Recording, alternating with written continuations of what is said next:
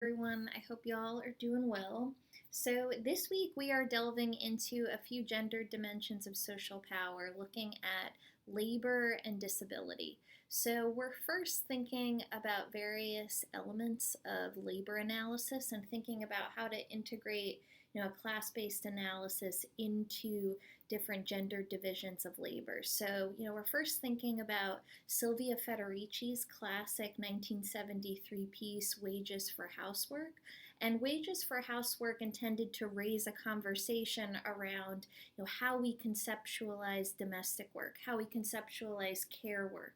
and thinking about initiating this shift in perspective away from thinking about this type of labor as being something that, is freely given without any cost to the individual, and instead thinking about, that this particular form of work is labor. So it's less a material call to action. So it's less, a call for, seeking a particular amount of money for every single hour that, one is offering care work, one is offering domestic work, but instead asking readers to think about shifting their perspective away from thinking about housework as something that is just simply an expression of love and identity, and thinking more about housework as being something that is something deserving of recognition and something deserving of recognizing the costs that are involved in providing this kind of labor. So with that, Sylvia Federici is asking us to think about the ways that capitalism has obscured the ways that we understand housework and the kind of labor that goes into it. So thinking about the ways that our political economic context has worked to discipline men and women in various heteronormative relationships to see domestic roles and labor as fundamentally distinct. So in other words, thinking about one's role in the household as not necessarily being intertwined with various forms of labor. So we think about if somebody is a stay-at-home parent and they're continuously offering labor, offering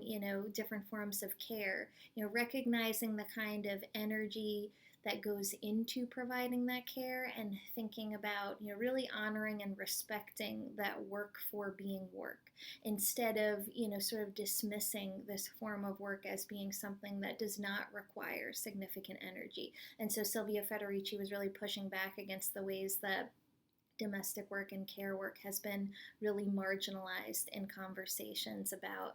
labor analyses, about class-based struggles and whatnot. So thinking about various forms of work as entry points this week, for thinking about how we can understand labor as a gendered dimension of social power, we're both thinking about domestic work and really uplifting domestic work as being something that requires significant energy, as something that has contributed to the gendered organization of everyday life. So thinking about the ways that, by sidelining domestic work as being something that, does not require significant time and energy and requires sacrifice on the part of the individual, it really does this work of, preventing various folks from thriving. So thinking about the ways that, by centering housework, by centering, domestic work and care work as being, worthy of, various forms of labor analyses, and, as being vital to contributing to the social reproduction of society, thinking about how key it is to understand that in relation to different forms of social stratification. So in other words, if we live in a society that, understands gender in terms of a stratified hierarchy, so, recognizing the ways that, various forms of work are, attributed different gender dimensions and then valued in kind. So, in other words, if we think about the ways that various professions that, are feminized, so thinking about,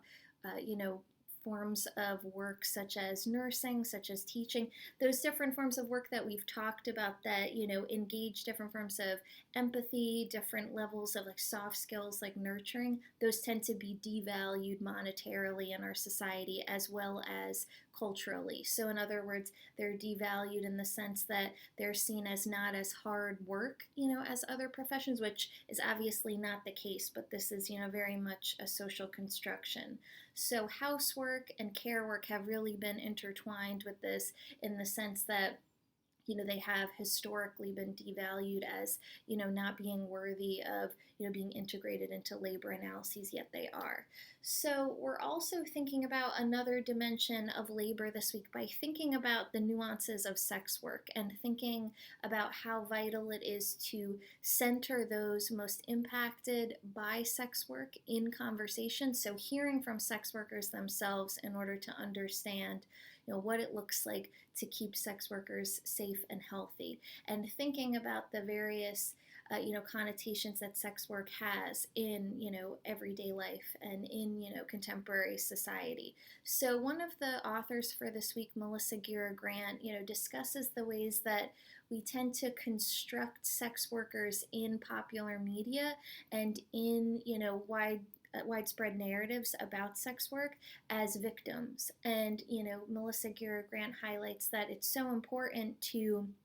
push back against these constructions of victimization and really hear from sex workers and hear about, what are the various ways that sex work does create various forms of risk? What are the various reasons that people would go into sex work? And thinking about how there's such a range of choice and circumstance that goes into partaking in different forms of sex work. So thinking about how key it is to center agency in these discussions and think about the various forms of autonomy that are really key to uplift in conversations about this. But with that, thinking about how cultural depictions of sex workers do tend to marginalize their perspectives and opt for more sensationalized narratives of them being victims. And very often sex workers will say, we want to, be a part of, creating these media depictions. We want, media that is made, by and, for, folks to be able to, really, hear from people who are most impacted by an issue. So, Melissa Gira Grant really does take aim at, thinking about this concept of the rescue industry. So people may be familiar with this and, have seen this before, but, we see in contemporary culture a lot of narratives around what would be termed the rescue industry. So there's a lot of, like ABC specials or the different news specials that, will follow different, sex workers that they term as being victims of trafficking. And what this serves to do is conflate human trafficking, which is a very real human rights issue, with different forms of sex work that are, being engaged with consensually for, various circumstances with different levels of agency involved. Human trafficking, would be considered, folks who are being, coerced against their will, into some form of labor, some form of situation that is, pushing back against, their autonomy and taking away their autonomy from a situation. So with the rescue industry and with having, these various media depictions, that are, following different sex workers in, their trade and, seeking to rescue them from their situation or save them, from their situations, it does this work of, decentering sex workers' voices from, understanding this issue more deeply. So, it is important to, think about how, the question of how do we improve the lives of sex workers is often not entertained, as Melissa Gira Grant points out, but instead, there's this opting for a more sensationalized narrative that conflates trafficking and sex work continuously. And once again, I do really want to emphasize the point that human trafficking is such a vital, human rights issue, but, we see that very often, human trafficking will come in the form of one of the leading examples of human trafficking is, through agricultural work and, thinking about all of the different promises that people will receive to, immigrate to different areas, with the promise of different forms of work, and how that can create, different predatory circumstances. So thinking about examples like that as being key demonstrations of human trafficking, and really appreciating nuances involved in sex work. So thinking about the panel that I'm going to share a link for you all to watch, involves a few different experts on this issue talking about how sex work involves this range of choice, circumstance, and coercion. So thinking about identifying trafficking on the spectrum of being coercive, and then thinking about, how sex work can involve, a range of these different, dynamics. So it is important yet to think about the complexities and nuances of this, and, what is really important to guide the conversation is sex workers' perspectives. So, of course, with, the emergence of sites like OnlyFans, with various digital spaces that create new opportunities for sex work, it is important to think about how that has further complicated different dynamics of, choice, circumstance, and, different forms of agency and autonomy involved. So, thinking about how, with, sites like OnlyFans, there's a lot of critiques around sites like this that, folks that come onto these sites that do already have significant amount of celebrity status around them, and how that will shift attention away from folks that are using particular sites like this as a way to make ends meet. So like with any digital platform, there becomes these complicated networks surrounding influence and attention, and how social capital is wrapped up in that, and then how that translates to material or financial capital. So yeah, we'll talk about this a little bit more on the discussion board, and I am interested in hearing what folks' thoughts on either the Melissa Gira grant reading, or thinking about the panel that you all are going to watch. And I will also say, to add to some of the details around how digital culture has complicated the safety involved with sex work, and complicated different questions of circumstances, choice, and agency involved. Several years ago, we saw the act FOSTA SESTA be repealed, and it shut down a site called Backpage. Backpage was a really vital platform that sex workers used in order to share information about clients, in order to, just be able to share information amongst one another. And the rescue industry, as Melissa Gira Grant terms it, really lobbied for this particular platform to be shut down. And so it was a key example of this kind of savior complex coming into play, where, people that were not a part of, the sex trade, that weren't a part of the industry, kind of came in. There was a lot of celebrities like Meryl Streep got involved, Lena Dunham,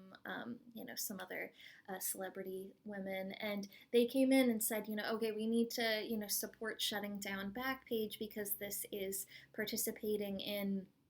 promoting different forms of trafficking. And, sex workers were pushing back against that and saying, this isn't a space for trafficking. This is a space where, we share vital information, amongst sex workers in order to stay safe and healthy. But people didn't listen. So, yeah, that's a key example of, some recent legislation that has tied into, the ways that digital culture has complicated the landscape of sex work. But I did want to, connect this conversation to another gender dimension of social power, which is disability, and thinking about, questions of access and disability this particular week as well. So thinking about, how key it is to, consider disability when we're thinking about intersectional analysis, and thinking about how disability being considered alongside other dimensions of identity and experience really helps illuminate, different structures of power that serve to reinforce different levels of social stratification. So thinking about all of those various forms of hierarchy that are continuously reproduced based on, different dimensions of identity and experience. So a key way to think about analyzing disability is to think about this distinction between a social and a medical model of disability. So, this week our authors are thinking a little bit through the ways that a social model of disability can be engaged to, really center folks with disabilities narratives and the different ways that folks with disabilities organize and can offer really key insights for other social justice movements. So the social model of disability recognizes the various structures of society as producing disabling effects for folks. And the medical model of disability instead thinks about someone's individual impairment as preventing them from thriving in a society. So the distinction that we see here is that the medical model of disability really places the onus of responsibility on the individual in order to